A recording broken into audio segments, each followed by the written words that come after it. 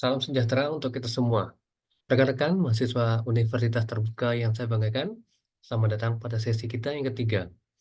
Pada sesi kali ini kita akan mendalami topik yang tidak kalah menarik dibanding topik minggu lalu. Kita akan mempelajari topik tentang memahami pariwisata.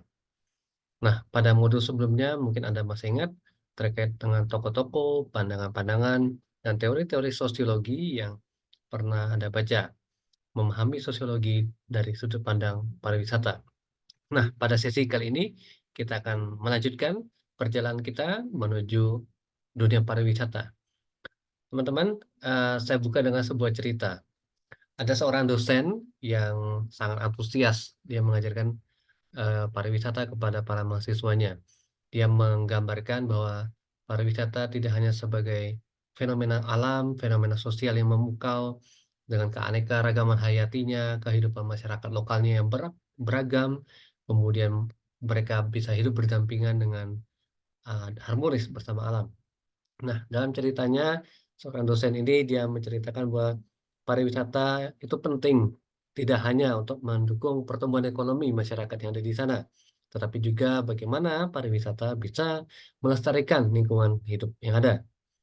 Kemudian dia juga menceritakan bagaimana pariwisata ini dapat menjadi sebuah sarana untuk membangkitkan kesadaran, membangkitkan keberagaman budaya, keragaman hayati, kemudian bagaimana pariwisata ini bisa uh, ditampilkan, disajikan dengan praktik-praktik yang prinsipnya berkelanjutan. Nah, kemudian uh, dosen ini juga menceritakan lebih jauh bahwa pariwisata memiliki banyak tantangan, tidak hanya dampak positif ya, dan tidak hanya hal-hal yang baik, tetapi juga ada tantangan-tantangan yang selalu menanti dan kita harus hadapi, kita sikapi supaya komponen-komponen yang ada dalam dunia pariwisata ini bisa berjalan dengan harmoni. Nah, ada tantangan seperti overtourism, komodifikasi, kemudian degradasi lingkungan, kemudian berkaitan juga dengan pelestarian budaya-budaya kita. Nah, tentunya dengan munculnya tantangan-tantangan ini, kita diajak untuk berpikir kritis, kita diajak untuk mencari solusi bersama yang inovatif, kemudian kita tidak melupakan bahwa pengembangan pariwisata ini dilakukan secara berkelanjutan dan melibatkan banyak stakeholder atau pemangku kepentingan.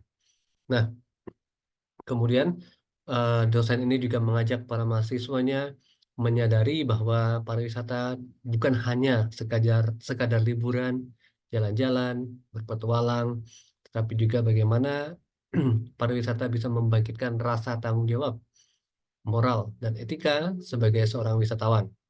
Kita diajak dipanggil bersama menjadi agen perubahan dalam industri pariwisata secara positif.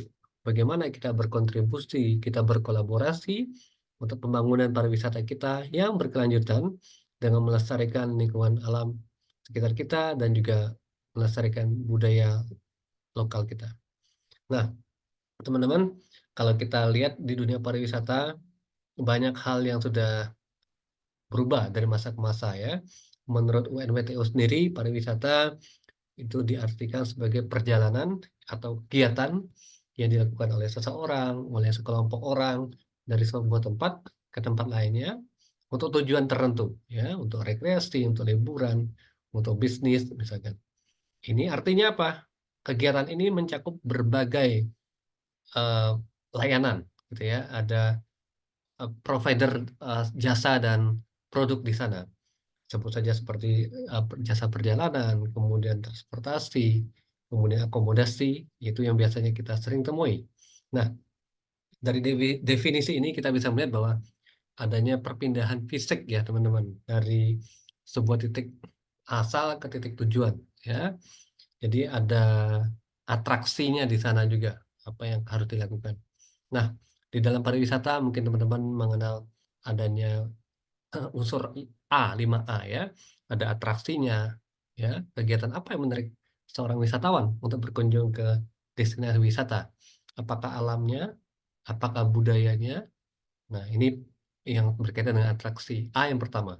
A yang kedua adalah aksesibilitas. Aksesibilitas artinya ketersediaan dan kemudahan akses bagi seorang wisatawan atau sekelompok wisatawan untuk mengakses tempat wisata atau destinasi wisata.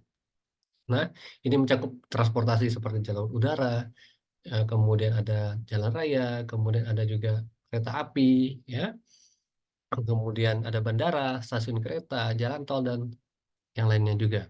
Ini aksesibilitas. Yang ketiga adalah akomodasi, teman-teman. Akomodasi meliputi apa? Tempat penginapan, ya, bagi para wisatawan, bisa berupa hotel atau lodgement atau villa, resort atau akomodasi sejenis lainnya. Yang ketiga, akomodasi. Yang keempat, aktivitas, teman-teman. Kenapa seorang wisatawan tertarik berlibur atau mengunjungi sebuah tempat? Tentu ada aktivitas di sana, ya. Ada sebuah kegiatan rekreasi yang dilakukan. Bisa seperti snorkeling, hiking, atau mungkin yang lainnya, ya. Mungkin Anda pernah mengalami juga. Yang kelima adalah amenitas atau fasilitas. Ada amenitas, yang artinya fasilitas atau layanan pendukung, ya. Untuk apa? Untuk melayani wisatawan yang melakukan kegiatannya di destinasi wisata. Nah, tentu 5A ini harus berjalan secara dinamis gitu ya. Nah, teman-teman, ada lagi yang perlu kita ketahui tentang pentahelix. Mungkin Anda pernah mendengar istilah pentahelix ya. Model pentahelix ini sebenarnya referensi ya. Untuk apa? Untuk meningkatkan kerjasama atau sinergi ya antar berbagai pihak. Karena penta ada 5, berarti tentu tujuannya 5 unsur ini nanti akan bersinergi untuk membangun potensi-potensi ya pariwisata yang ada di sebuah destinasi wisata.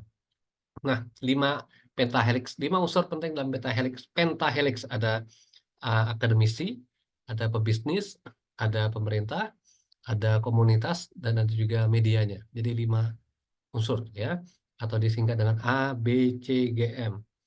Academician, business, community, government, and media. Nah, model pentahelix ini teman-teman dicetus oleh Menteri Pariwisata Republik Indonesia pada periode 2014-2019, Pak Arif Yahya ya.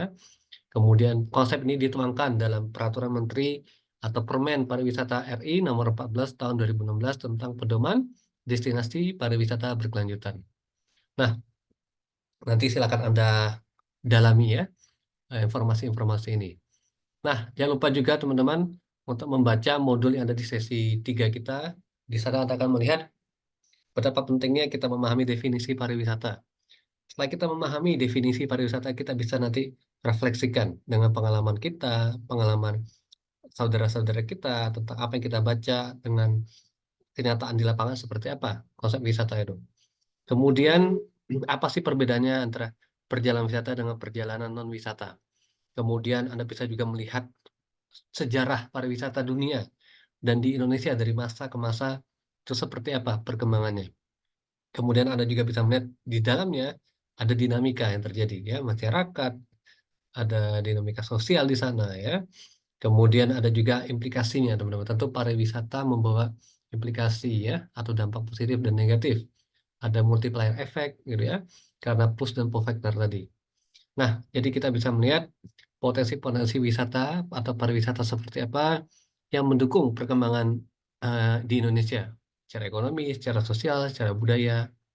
Kemudian Anda bisa lihat juga dari sisi wisatawannya, itu konsep wisata itu atau kenapa seorang wisatawan ingin melakukan perjalanan wisata, ada motivasi di sana. Nah, ini juga Anda akan lihat ya lebih jauh. Jadi dari motivasi intrinsik, motivasi ekstrinsik ini Anda bisa padukan, nanti Anda bisa lihat kalau Anda di posisi sebagai seorang manajer misalkan, Anda bisa membayangkan apa yang harus saya lakukan dengan informasi ini ya. Sehingga Anda bisa memahami tujuan pariwisata secara berkelanjutan. Nah, nanti Anda bisa masukkan dalam kerangka sosiologisnya. Ya, jadi itulah teman-teman beberapa poin penting yang ingin saya sampaikan pada video pengantar sesi ketiga kali ini. Semoga bermanfaat. Selamat belajar. Jangan lupa untuk mengerjakan tugas-tugas yang diberikan. Ya, baik. Selamat belajar. Sampai jumpa di sesi kita selanjutnya. Terima kasih.